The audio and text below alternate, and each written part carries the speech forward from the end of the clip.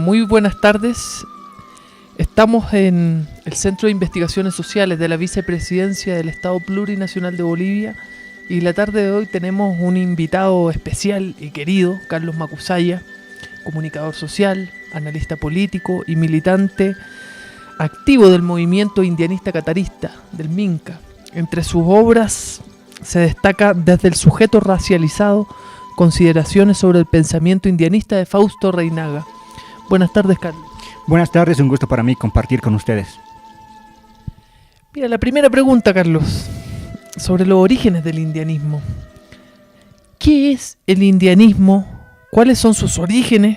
¿Y cuáles son las fuentes históricas y teóricas de las que bebe el indianismo?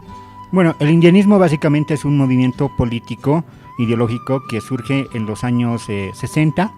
Digamos, yo considero que hay dos elementos muy importantes para tener en cuenta a la hora de comprender el indianismo. Por una parte está aquellos elementos de diferenciación básica racializada que se inaugura con la colonia entre unos sujetos y otros, indios, blancos, bueno, toda una serie de categorizaciones que se refieren a un tipo de división social del trabajo donde el colonizado era el que proveía la fuerza de trabajo. Eso se va renovando en la colonia, se va renovando en la República y con el Estado del 52 vuelve a renovarse, aunque ya no se nombra de manera directa, porque ya con la identidad mestiza ideológicamente esa diferenciación queda cubierta, que no quiere decir que se haya resuelto. Entonces el Estado del 52 lo que va a hacer es renovar estas diferenciaciones racializadas, encubriéndolas ideológicamente bajo el ideario de nación mestiza. Pero los migrantes aymaras, básicamente los que van a formar primero el Partido Agrario Nacional en 1960, entre ellos Raimundo Tambo, Constantino Lima, José Ticona, Rosendo Condori, van a empezar a digamos, plantearse la idea de ellos asumir un papel político protagónico, ser sujetos políticos. Poco después, Fausto Reynaga va a formar el Partido Indio de Bolivia. De hecho, Fausto Reynaga va a redactar el acta de fundación del PAN. Entonces, el indianismo para mí nace, por decirlo de algún modo, de las limitaciones del proyecto de 1952 instaurado con el MNR, de la renovación de las jerarquías racializadas, y va a ser una nueva generación de aymaras migrantes quienes van a percibir, digamos, esa limitación de la Revolución Nacional, y a partir de esas limitaciones van a construir un proyecto rebuscando en la historia precisamente aquellos elementos que se estaban renovando con la Revolución Nacional. ¿Y cuáles son las fuentes teóricas que abordan estos personajes que tú nombras?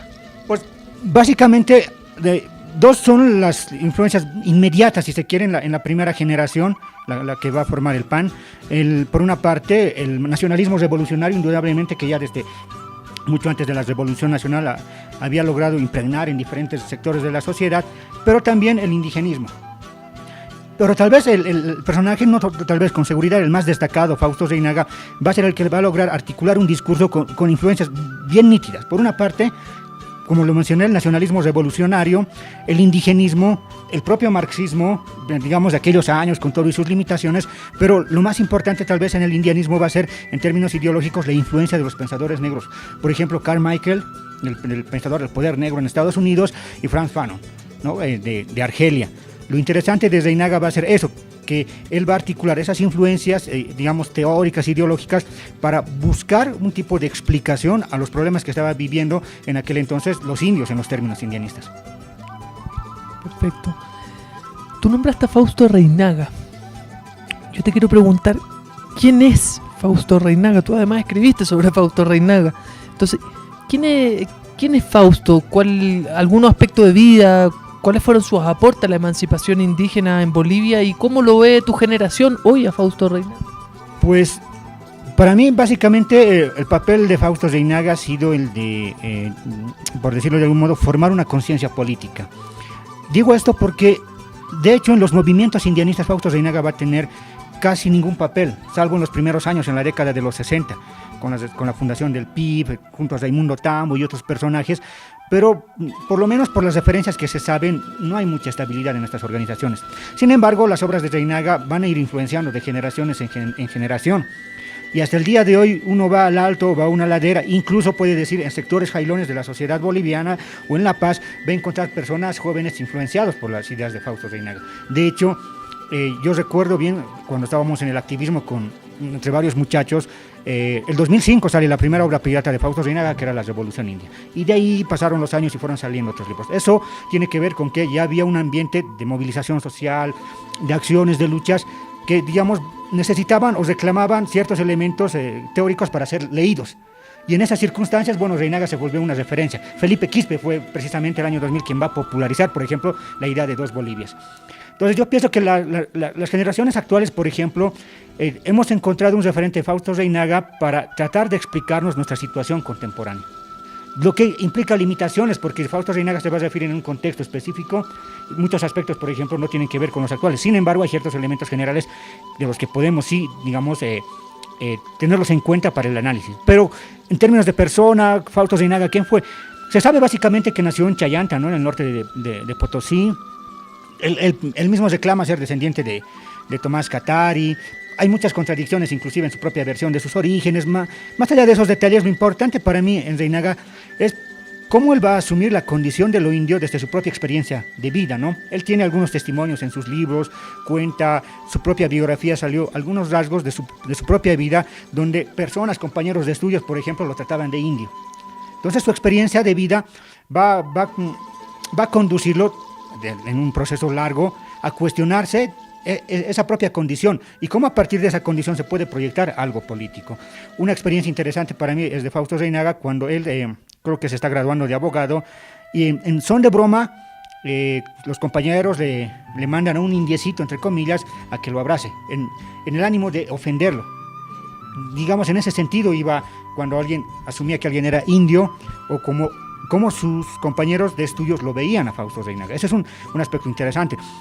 Pero otros de los rasgos interesantes en Reinaga para tener en cuenta es que desde muy joven, desde ya los años universitarios, incluso antes, se mete en la vida política, ¿no? Es activista en la universidad, fue diputado en el gobierno de Villarruel, invitado por el MNR, tiene testimonios de lo que pasó en 1952, en los días de la Revolución. En sus libros él cuenta muchas de las cosas que ha pasado y tal vez eso es importante en Fausto Reinaga. Es una persona que ha vivido procesos políticos muy importantes en Bolivia, lo que ha pasado antes de la Revolución Nacional, la propia Revolución Nacional, digamos los fracasos de la Revolución Nacional y la formación de los movimientos indianistas en los que él estaba influenciando ideológicamente con su discurso, pero que sin embargo, digamos, hasta era rechazado en esos movimientos. Entonces, en su vida hay muchos rasgos muy interesantes que si uno los va tomando seriamente, desgajándolos, puede encontrar ciertos elementos que nos pueden ayudar a pensar o a entender por qué Reinaga en ciertas etapas de su vida va planteando ciertas ideas. Tú hablabas de que más allá del contexto, ustedes abrazan determinadas categorías teóricas o elementos o enfoques de Reinaga que son útiles para hoy. Brevemente, ¿cuáles serían esas categorías? ¿Cuál es la vigencia del pensamiento de Reinaga? Pues básicamente la vigencia de Fausto Reinaga tiene que ver con un problema, ¿no?, que se inaugura con la colonia y que no quiere decir que ese problema sea idéntico al que fue en la colonia, sino se ha ido renovando, transformándose, configurándose, actualizándose en la medida de los propios cambios sociales. Voy a dar un ejemplo. Tal vez hace 30 años no nos hubiéramos imaginado, digamos, muchos profesionales indígenas. Hoy los hay, docentes universitarios, aunque ellos no se reconozcan. Podemos ver, digamos, artistas de origen aymara, no sé, hay una gran variedad. Sin embargo, una persona de origen indígena puede ir, digamos, a un café de la zona sur y ser tratado de una forma distinta, o le pueden decir que está lleno el lugar, ¿no? O sea, sigue habiendo diferenciaciones racializadas. Reinaga apunta con su discurso a diferenciaciones racializadas en su discurso indianista. Entonces, este problema es vigente. Yo considero que la obra de Reinaga va a estar vigente en la medida que el problema esté vigente, ¿no? Si el problema está vigente, Reinaga nos va a ayudar a ver ese problema. Lo que no quiere decir que en Reinaga haya toda la claridad sobre el problema. De hecho, desde mi punto de vista, las propias limitaciones de Fausto Reinaga y la forma en que lo hemos ido tomando, teniendo en cuenta que Reinaga ha sido rechazado en la academia, no hay tesis, trabajo sobre Fausto Reinaga. Hay dos muchachos en mi carrera que están haciendo, en mi grupo que están haciendo sus trabajos de tesis sobre Reinaga. Sí hubo un trabajo de investigación, lo hizo un argentino que se reivindica Colla y lo hizo en una universidad mexicana. Y el CIDES, si no me equivoco, presentó su trabajo. Entonces, no se ha reflexionado mucho sobre Reinaga. Sin embargo, Reinaga ha encontrado terreno para, no sé, para incidir ideológicamente en otros espacios. Yo he vivido el activismo político en plazas, en las movilizaciones, de ahí estaba Reinaga presente. También he estado en la universidad, en las aulas, y ahí no estaba Fausto Reinaga. Curiosamente, las universidades no tuvieron un gran protagonismo en estas movilizaciones, sino fueron otros sectores donde sí Reinaga podía incidir. ¿Qué encontrábamos en Reinaga nosotros? Básicamente nos ayudaba a entender nuestra propia situación, con elementos muy básicos. Yo recuerdo que después del 2000, las movilizaciones, donde Felipe Quispe pone el tema de las dos Bolivias, él se pone como presidente contra Banzer y digamos, va poniendo el tema de la racialización como elemento central. Yo recuerdo cómo muchas personas van a empezar, y eso se vio en la Plaza de los Héroes, ¿no? Quemar sus carnets, yo no soy boliviano, yo soy indio, este estado nos han impuesto. Algo que puede parecer hoy día como, no sé, algo, lo podrán ver hasta como algo infantil. Sin embargo, te estaba mostrando una rebeldía contra algo que simbolizaba algo de lo que tú no habías sido parte, la formación de un Estado, tú te sentías excluido. No solo te sentías, por tu propia vivencia, las limitaciones económicas en la ciudad. Tú podías ir a un barrio habitado por gente de piel clara y veías que tenían las comunidades. Tú volvías a tu barrio y no tenías eso. Entonces, el discurso indianista te daba un sentido a esa vivencia y además a la crisis que se estaba dando. Yo recuerdo que se decía, por ejemplo, los recursos naturales, desde hace 500 años no manejamos nuestros recursos naturales y porque el Estado no es nuestro, entonces tenemos nosotros que llegar al poder para manejar nuestros recursos, apelando básicamente al discurso indianista, elemental, básico, tal vez no con un gran desarrollo, pero era el discurso que empezó a dar sentido a la crisis. Empezábamos a cuestionarnos nuestras propias formas, digamos, de vivir, de relacionarnos. Yo recuerdo, a mí esto siempre es algo que cuento, ¿no? Cuando yo estaba en la escuela, jugábamos entre estudiantes, ¿qué vas a hacer tú? ¿Qué vas a hacer tú cuando seas grande? Y entre todos salió uno que dice, yo voy a ser presidente. Y otro muchacho le dice, no, eso no es para nosotros, eso es para otra gente, gente de piel clara. O sea, nosotros de niños habíamos asumido que teníamos un rol. Y con Reinaga, y en ese escenario que se había dado de movilizaciones, habíamos asumido que eso se había acabado, que ahora nosotros podíamos romper con eso. Y en eso nos ayudó Fausto Reinaga, básicamente. Más allá de las claridades teóricas de explicación que Fausto Reinaga muchas veces tiene problemas al desarrollar sus ideas, lo que logró Fausto Reinaga es lograr la idea de que nosotros podemos gobernarnos, construir un proyecto político y asumir el reto de transformar esta sociedad. Eso que dices tú se sintetiza también muy bien con esa respuesta que dio Felipe Quispe, ¿no?, a la periodista cuando le dice, bueno, yo me rebelo o yo lucho porque no quiero que mi hija sea tu empleada. Es la síntesis de lo mismo que estás diciendo tú, ¿no? Y por ahí, por aquellos mismos años. Carlos, mira, se suele hablar, incluso acá en Bolivia, me imagino que tú lo has escuchado muchísimas veces, ¿no?, de forma indistinta del indianismo y el catarismo. Yo te quiero preguntar, para las personas que nos ven por este canal, ¿qué es el catarismo? ¿Cuándo surge y en qué se diferencia del indianismo? El catarismo es tal vez de los movimientos que van politizando la identidad en Bolivia, o la politización de la etnicidad en Bolivia, surgidos en los Andes, el indianismo y el catarismo. El catarismo vendría a ser tal vez la corriente, si se quiere, más conciliadora. Si se quiere, el indianismo es la ruptura, busca la ruptura radical. Nosotros no queremos nada con los caras, vamos a formar nuestro gobierno y no sé, buscamos la autodeterminación, la reconstitución, ideas así. En cambio, los cataristas van a decir, no podemos llegar nosotros al poder simplemente por nosotros, tenemos que aliarnos. De hecho, ellos van a tener mucho apoyo de la iglesia, de grupos de iglesia, Javier Albó, Sipka, o van a tener relaciones con grupos de izquierda, el MIR, por ejemplo. Genaro Flores tuvo, inclusive es padrino, creo que de uno de sus hijos, Jaime Pasos. El primer MIR. Sí, de aquellos años, ¿no? De aquellos años hubo esas relaciones. Entonces, yo encuentro más o menos, yo lo vería comparando con otras situaciones. En Estados Unidos, Malcolm X, digamos, representaba una posición radical.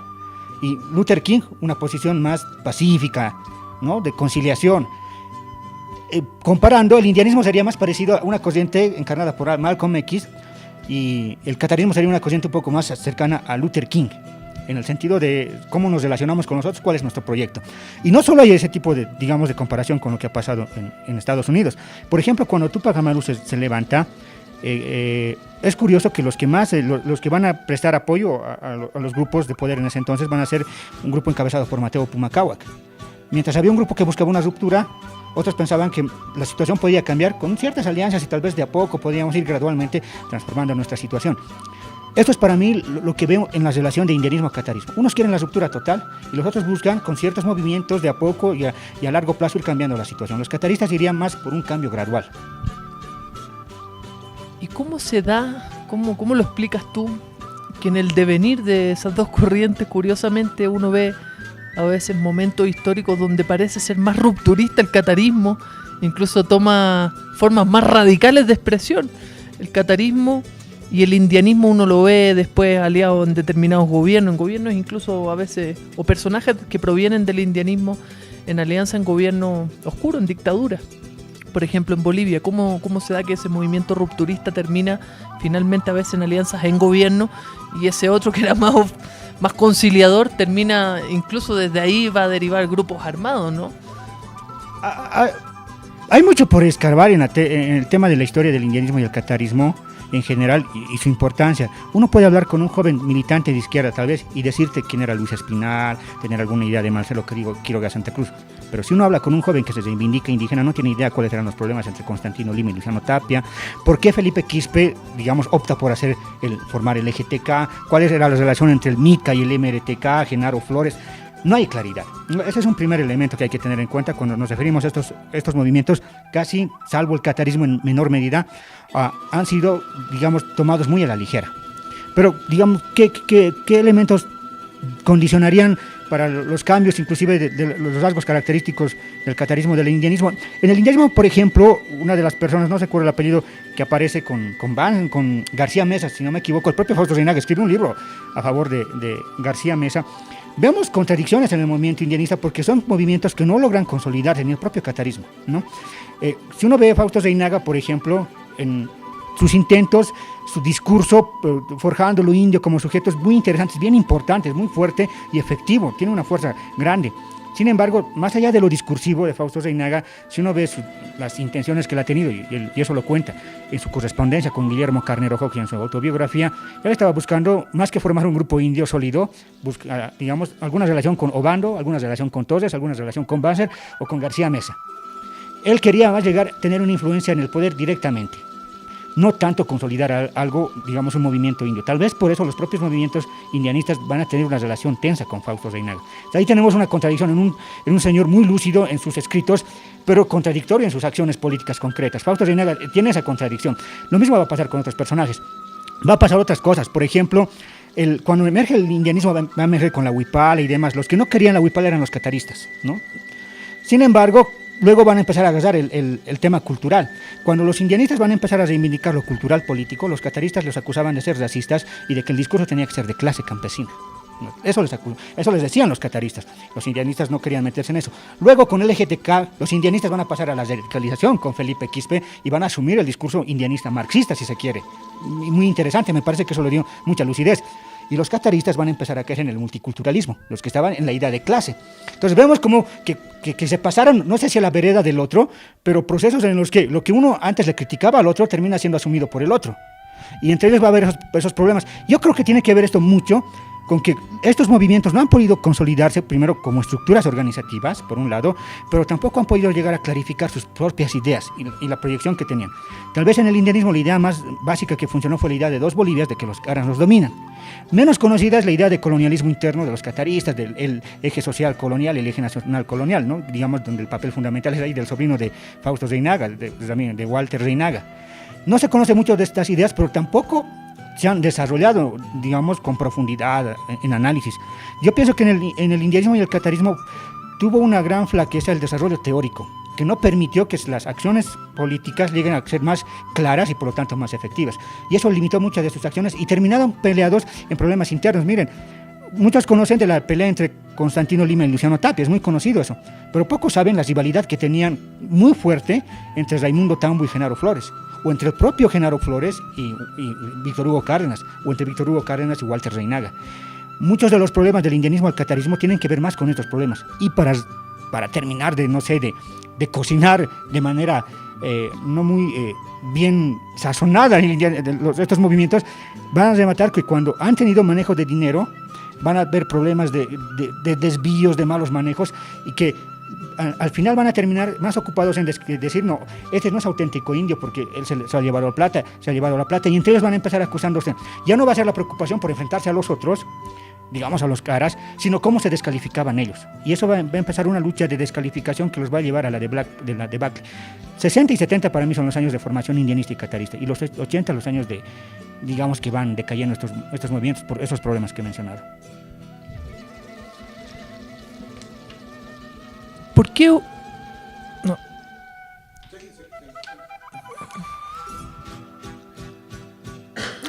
¿Por qué hoy se habla de indianismo-catarismo?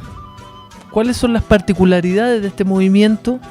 ¿Y cuál es su proyecto político y su horizonte histórico? Bueno, por ejemplo, esa idea de indianismo catarismo es un poco más Pablo Mamani está por ese lado, ¿no? Nosotros, por ejemplo, como grupo nos llamamos Movimiento Indianista Catarista Minca, básicamente porque tratamos de recuperar esas dos experiencias asumiendo que son distintas y que en el transcurso de su desarrollo histórico casi han sido incompatibles, ¿no? No podían formar alianzas entre ellos. Creemos nosotros que para poder avanzar en este proceso de lucha, no podemos soslayar el hecho de saber nuestro propio recorrido histórico. Te decía hace un momento, ¿no? Entre militantes de izquierda, jóvenes saben algo de la izquierda, de la historia de la izquierda reciente, pero entre jóvenes que se reivindican indígenas, creen que indígena es hacer rituales, algo bien folclórico, y piensan que así están recuperando la identidad. No, y lo que está faltando es entender estos procesos de lucha, específicamente indianistas, cataristas, Fausto Reinaga, Luciano Tapia, Constantino Lima, Raimundo Tambo, no sé, la fundación de, por ejemplo, Minca. Yo quiero poner este ejemplo. Minca se funda en 1969, fue la primera asociación de profesionales indígenas. Hoy, cuando alguien reivindica lo indígena, lo vincula a lo rural, al alfabeto y alguien con ropa, entre comillas, ancestral. Sin embargo, cuando surgen estos movimientos, se da entre gente que ya estaba en procesos de profesionalización, se da entre gente que ya manejaba cierto discurso, tenía relación campo-ciudad, leía, tenía cierta formación. Entonces, todo este proceso va a lograr configurar lo que hoy día vivimos de alguna u otra manera, les guste o no a otros, logra configurar. Si nosotros no tenemos claro los aportes de estos movimientos y sus limitaciones, no vamos a tener claro, por lo tanto, qué de esas limitaciones nosotros las heredamos, y sin pretenderlo, sin proponernos, los vamos repitiendo, caemos en los mismos problemas. Por eso, para mí, uno de los elementos fundamentales es clarificar ese proceso indianista catarista. Hacia adelante, proyectos. Básicamente, los indianistas clásicos buscaban, por ejemplo, en los inicios, y esto es bien importante recalcarlo, no encontraban, digamos, oposición Bolivia-Collasuyo. Para ellos era como una continuidad, en los años 60. A finales de los 70 va a empezar a radicalizarse la idea, Bolivia es una cosa, el Collasuyo es otra, ruptura. Y ya después, en los 80, va a empezar bueno, ya entran las ONGs, los proyectos de la diferencia y demás, y el indianismo va a confundirse con el indigenismo en cosas folclóricas, en cuestiones un poco más estéticas, y va a perder su vigor. Ahí hay que ver eso. Y el proyecto del político indianista, para mí, deformado, cooptado por ONG, se va a plasmar en el CONAMAC, de constitución, o sea, subordinado al funcionamiento de ONG, a conseguir financiamiento extranjero, ¿no? Ahí se plasma la decadencia del indianismo para mí. Las ciudades indianistas, sin que ellos reconozcan que tengan que deberles algo a los indianistas. Con el catarismo va a pasar algo parecido, ¿no? De reclamar que son campesinos, clase explotada, a pasar a organizar un partido, tener influencia en el sindicato, van a terminar en el multiculturalismo. Básicamente lo hemos conocido con Víctor Hugo Cárdenas y el tema de lo que se reconoció en aquellos años en la Constitución. Nos vemos debacles en estos movimientos donde los proyectos parecen que van cambiando, ¿no? Van cambiando en función de los contextos. Yo pienso que ahora lo que debemos preguntarnos, las generaciones influenciadas por estas ideas de alguna u otra manera, es ese recorrido, por una parte, una clarificación de ese recorrido, ver los elementos lúcidos y demás aspectos, pero a partir de los retos contemporáneos. Yo pongo un ejemplo. A mí me gusta este ejemplo. En los años que Fausto Reinaga, por ejemplo, escribe La Revolución India, la mayor cantidad de población india, por decirlo así, vivía en el área rural. Hoy día vive en el área urbana, ¿no? Entonces, son otros los problemas que enfrentamos en el área urbana, se complejiza la situación, por lo tanto necesitamos clarificar esa nueva situación y de esa situación ver qué es lo que se proyecta como un proyecto propio. Si es que tiene que ser necesariamente propio, porque algo que a mí me llama la atención es que estamos atormentados por ser auténticos y originales. Y tal vez este fue algo básico para empezar un movimiento, un tipo de arranque, pero no necesariamente tiene que ser el fin. Tal vez porque podemos alimentarnos, y de hecho los indianistas alimentaron de otras influencias, y poder construir algo con aspiraciones universales. ¿Son excluyentes? Va en relación a lo que estás planteando, ¿no? Te pregunto. ¿Son excluyentes o eventualmente complementarios el proyecto histórico moderno occidental con el de los indianistas y cataristas?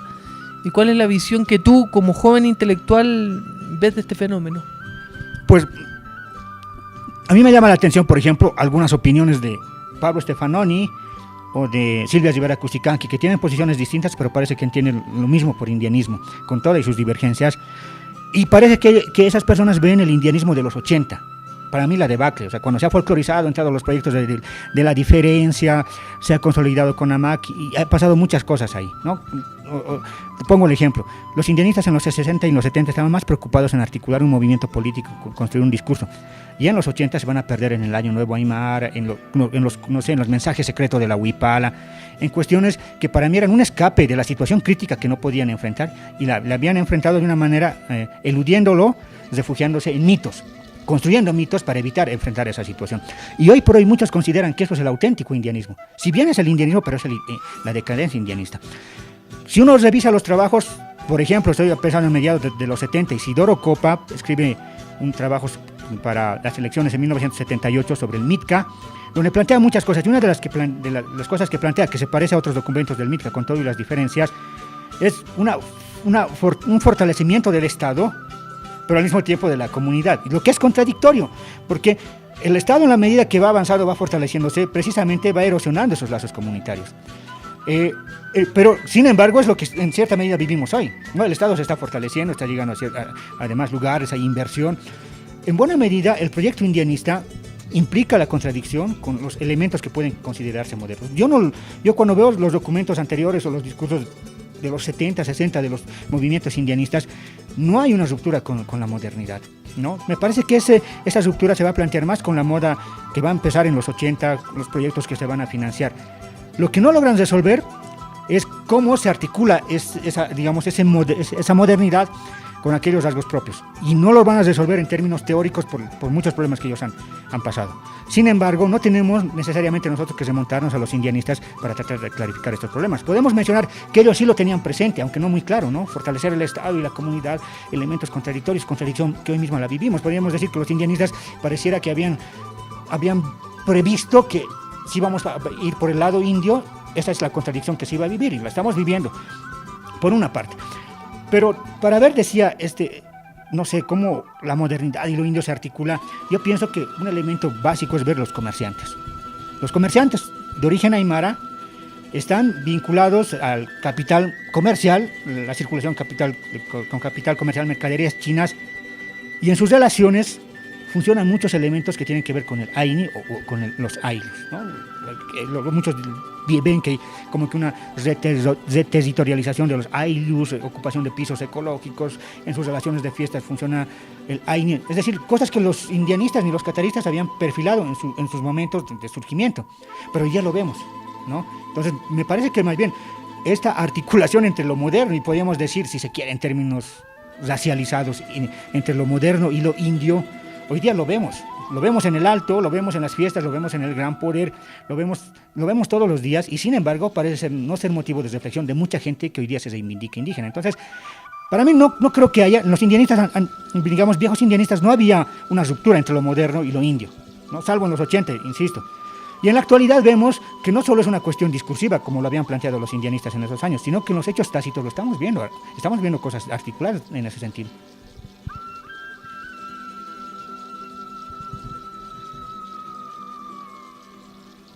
¿Cuáles son los puntos de convergencia, si es que los hay, entre los proyectos clásicos de izquierda como el socialismo y el comunismo con el indianismo o el catarismo? Yo pienso que donde pudieron tener mayor confluencia y no lograron, digamos, articularse como movimientos, precisamente por problemas de la propia izquierda, sus limitaciones en Bolivia, sus propias acciones racistas. Si uno habla con los indianistas va a encontrar casi en muchos de ellos un odio visceral a los marxistas. Y no tanto por la teoría, seguramente muchos de los indianistas no han revisado el Capital y demás cosas. Sin embargo, han vivido las propias agresiones de los marxistas y tienen una bronca hacia ellos.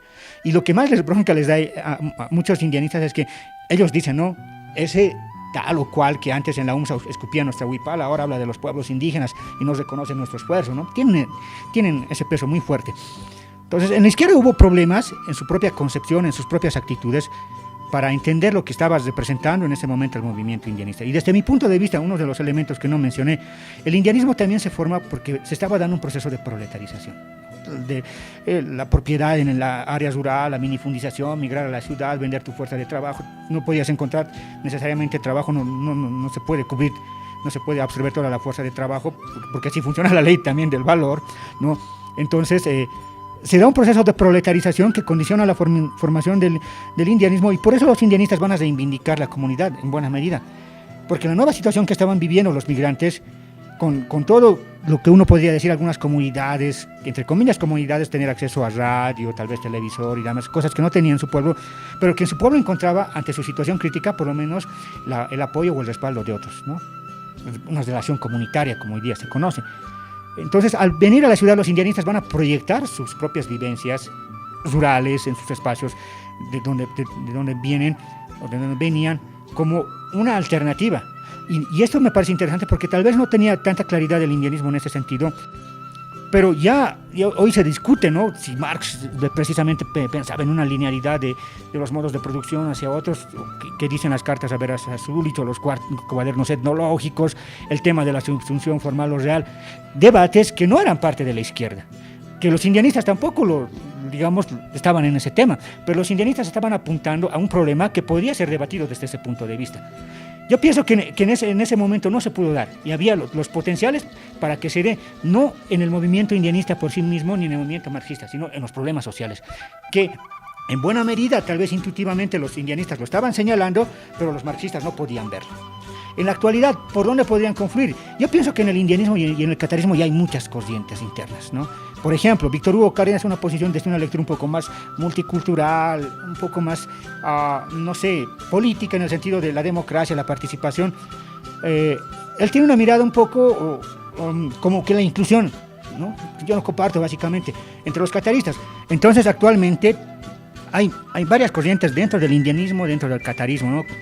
Víctor Hugo Cárdenas encara una posición más culturalista, más con lectura política. Por ejemplo, Simón Yampara con la idea de que hay una civilización, para aquí hay otra civilización, ¿no? Su idea de las matrices civilizatorias, que no es la misma que Víctor Hugo. Por ejemplo, otra lectura, Fernando Untoja, que es para él apuesta que el comerciante se haga burgués y por lo tanto se forma una burguesía aymara y Bolivia se hace una nación a partir de esta burguesía. Son tal vez para mí los tres personajes cataristas más importantes en este momento que representan proyectos distintos dentro del catarismo. Dentro del indianismo, por ejemplo, tal vez la figura más notable es Felipe Quispe, ¿no? Que él tiene más una posición, si se quiere, más cercana a la izquierda, ¿no? Su crítica al imperialismo, a las relaciones capitalistas de dominación, a transformar... en buena medida yo diría que el indianismo de Felipe Quispe es como un marxismo étnico, ¿no? Yo pienso que por ahí hay un proyecto dentro del indianismo más cercano a la izquierda.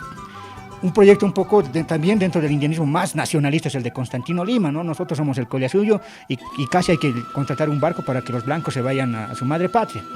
Hay diferencias entre matices y demás entre el indianismo y el catarismo. Pero para mí, más allá de estas diferencias que son importantes, yo creo que en la situación actual, como se están dando las cosas en este momento, va a emerger una nueva generación que ya está interpelada, tiene influencia y que va a reflexionar nuestros problemas actuales a partir de las limitaciones que estamos viviendo y que seguramente van a emerger tal vez otros proyectos indianistas, otros proyectos cataristas, o tal vez van a tener otro nombre. Pero para mí lo importante va a ser en la medida en que podamos clarificar este proceso indianista catarista y ver cómo sus propias limitaciones tal vez son nuestras limitaciones y tal vez sus elementos lúcidos son lo que hemos perdido, hemos dejado de lado. En la medida en que sepamos asimilar esto y vinculándonos a nuestra situación contemporánea reflexivamente, vamos a poder construir algo que pueda proyectarse más allá de las limitaciones del indianismo y que tal vez pueda para mí vincularse a otros proyectos, que no tendría por qué no ser así, ¿no? Yo pienso que en este momento, para mí personalmente, algo importante dentro del indianismo es ya una lectura. Los indianistas para mí tienen que leer El Capital de Marx, por ejemplo, ¿no? En los últimos años hemos vivido un proceso de estratificación muy fuerte entre los aymaras, entre los quechuas. No es que recién existen las clases sociales entre esos grupos, pero en los últimos años hay una diferenciación abismal. ¿Y cómo esto tiene que ver con el capital comercial, las de configuración, Estados Unidos, no sé, como eje? No ha cedido el poder, pero el taller del mundo se ha vuelto China. Los comerciantes aymaras van allá, cómo esto modifica las relaciones en Bolivia, el precio internacional del oro con los cooperativistas, el tema de los cocaleros. O sea, son elementos que de alguna manera, de otra, aunque quieran o no lo quieran, se configura la composición de clase dentro de los indígenas. Y si esto no lo entendemos, no podemos proyectar un proyecto. Aunque suene tautológico, no podemos realizar, o por lo menos podemos plantear algo que puede ser un proyecto alternativo, como quieran llamarle. Por lo tanto, hay que reconocer nuestras propias limitaciones, reconociendo nuestro recorrido histórico, clarificándolo, pero a partir de los retos que hoy día se nos presentan. Y para mí, uno de esos elementos para clarificar esto es precisamente nutrirnos de digamos, pensadores como Carlos Marx. Mira, para finalizar, ¿cómo evalúas tú el aporte del indianismo y del catarismo, el aporte histórico, digamos, en la creación, en el apuntalamiento del sujeto histórico que hoy encabeza el proceso de cambio, más allá que esté dentro, no, si milito no en el MAS, ¿no? Tú puedes estar con un proceso de cambio fuera del partido, fuera del gobierno, o dentro también, pero claramente hay una figura, lo que decías tú delante, ¿no? Un indígena llegó a ser presidente. ¿Cuál fue el aporte de toda esa tradición que tú has revisado de los últimos 50, 60 años en el país para llegar a la Bolivia de hoy? Pues podrían enumerarse, por ejemplo, elementos simbólicos, discursivos, ¿no? La huipala, jayaya, organizar o tal vez partidos propios, pero en general yo diría, considerando todos estos elementos, además de enfrentar el racismo crudamente cuando ellos se animaron a decirse indios o a decirse aymaras y quechuas allá por los años 60, 70, para mí lo fundamental va a ser de estos grupos, con sus diferencias entre indianistas, cataristas, con sus diferencias internas entre los liderazgos, Constantino, Luciano Tapia, Felipe Quispe, por el otro lado, Genaro Flores, Víctor Hugo Cárdenas, Walter Reinaga, con todos sus problemas, lo que van a lograr estos movimientos es forjar los cimientos de lo que en adelante va a ser una voluntad política que se va a encarnar en los sujetos racializados, en los sujetos considerados indios, que va a apuntar a ser gobierno propio. La gente va a empezar a creer que nosotros podemos gobernarnos, porque antes la gente no creía en sí mismo. Un testimonio, por ejemplo, cuando hacen campaña los de MRTK, Víctor Hugo va, no recuerdo a qué pueblo, qué población en el área rural, y hay alguien que le dice, pero vos qué vas a hacer si como yo no más eres, ¿no? Había un autodesprecio, la gente no creía que ella misma, alguien como él, de su color de piel, de su origen, podía llegar a ser gobernante, tenía que ser alguien de buena familia. Y todo este esfuerzo de los indianistas va a ir cambiando esa mentalidad, ¿no? Se va a ir erosionando las ideas, fuerza que sostenían, digamos, esta diferencia racializada en que solo ellos podían gobernar y nosotros no. Y eso, gracias a los indianistas, va a dar pie a esa voluntad que yo decía. Los sujetos racializados van a creer en sí mismos y van a empezar a actuar proyectando la idea de gobernarse a sí mismo. Van a tener problemas, contradicciones, pero sin ese aporte fundamental no se explica la llegada de Evo Morales. La gente empezó a ver, Evo Morales empezó a verse inclusive a sí mismo. Un indianista podrá decir, Evo Morales nunca ha sido parte del indianismo, ciertamente no lo fue, lo mismo podrá decir un catarista. Sin embargo, este proceso que ellos inauguraron inevitablemente tenía que afectar a otros sectores, y afectó a Evo Morales, y ha afectado a sectores tal vez que uno no consideraría indígenas en el área urbana. Entonces los indianistas y cataristas para mí han logrado sentar las bases de esa voluntad y hoy día lo estamos viendo. Para mí ese es el gran aporte, no podríamos explicarnos lo que hoy día estamos viviendo sin ese trabajo arduo, digamos, muy valeroso, poco reconocido tal vez, pero con limitaciones tal vez, y estos son los elementos que tal vez hoy día no clarificamos porque los damos todo por sobreentendido. Reconociendo este gran aporte de los indianistas y cataristas y en función de superar las limitaciones actuales de la dirigencia indígena, de los propios accionarios en muchos espacios, tal vez deberíamos cuestionarnos si ese aporte es suficiente, ¿no? Es suficiente que tú creas que tú puedes llegar, que has legado, cómo clarificar otros aspectos, pero esos ya son problemas. Yo digo, amigos, les digo yo en chiste, está bien, hermano, Fausto Reinaga fue un tipo que escribió, nos dio muchas ideas, pero no lo vamos a revivir para que piense los problemas que nosotros tenemos que pensar. Hoy nosotros estamos viviendo ciertas circunstancias, peculiaridades que tal vez Reinaga no las vio y que nos interpela a nosotros a ser quienes los reflexionemos para encararlos, reconociendo evidentemente el aporte que han hecho los indianistas y cataristas. Muchas gracias, Carlos.